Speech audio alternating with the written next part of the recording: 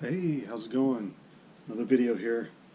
You know, I have a number of Pentax videos, and I've not really ever done this. I've given bits and pieces of this in some of my videos, but why do I shoot Pentax?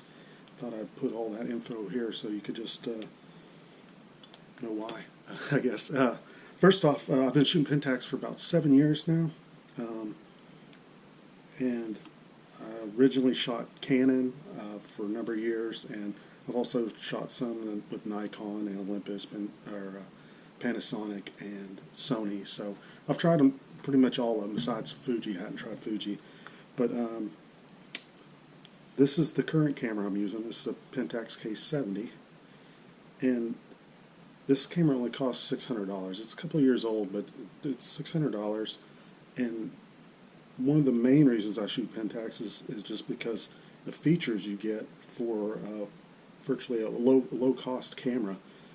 So this is $600 with some of the features that this camera has. With Canon and Nikon, you'd have to go up a couple of levels in camera to that $1,000 camera to get some of those features. What are those features? The weather sealing. This camera is weather sealed, and also it has it's metal construction here, metal chassis inside here, so it's very rugged and can take a lot of beating and still keep on ticking. Also, it also has in-body camera sensor stabilization. So with Canon and Nikon, you'll have to get the lenses are stabilized. So when the lenses are stabilized, they have to put more parts into it. So the stabilized lenses, they cost a little bit more, so that adds cost to them. Also, just on this camera is a 100% viewfinder. With those Canon and Nikons, you'll have to go up a couple levels to get that 100% viewfinder. So what you see in the viewfinder here is what you're taking a picture of. A lot of those other cameras are like 97% or whatever. It's not that big a deal, but it's just a little. There's a lot of little features in Pentax cameras that are cool like that. Now, Canon's starting to put the mic input on their cameras now. They used to not put that in their lower end cameras. Another feature that I like is just their menu system on Pentax. It's just very easy to go through, and there's just tons of stuff packed in there. Canon has a pretty good menu system. Nikon, I don't like their menu system that much, but there's just a little bit more stuff in here.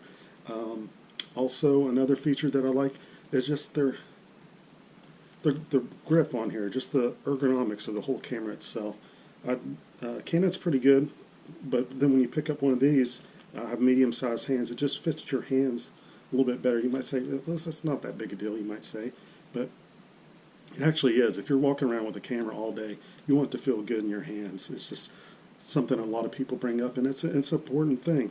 Also, just where the button layout and these dials, look how they just fit right there, just right in my hand. Very good. You've got a back one, a front one. You've got all these customizable buttons. Now, some of the other manufacturers have some of this stuff, but they don't have all of it packed into one camera, and that's what this has. Another thing I like about Pentax is their lenses. You might have heard people say in the past that, well, Pentax doesn't have a big lens selection. They do. If you go on B&H and just check it out and just do Pentax K-mount lenses, you'll get, I should have done this before, I would say about 150 different ones. Some of them are Pentax, some of them are third party, but that's a pretty wide selection. Also, the cool thing about Pentax, it does excellent with using their old glass, old film glass, old K-mount lenses. This one's a Pentax. It fits right on here, and if you're a cheapie like me, you like buying old Pentax lenses, and these are actually excellent quality. They fit right on here easily. They even get the confirmation beep like that.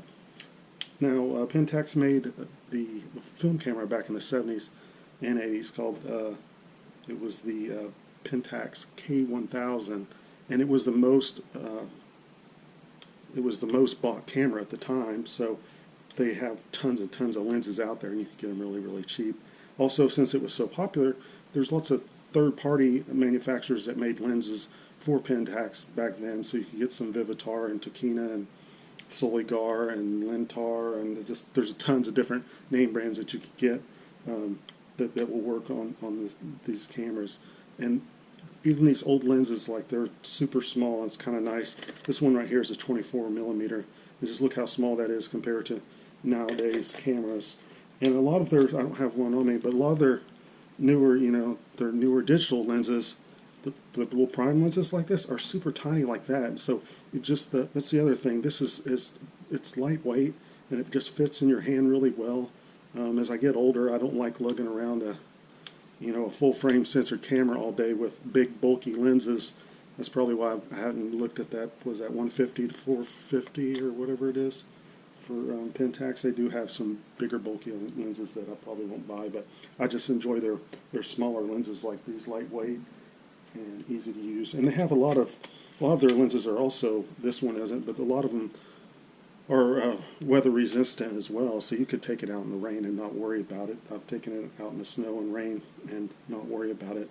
With like the Canon, I've had the 60D, the 70D, and the 80D.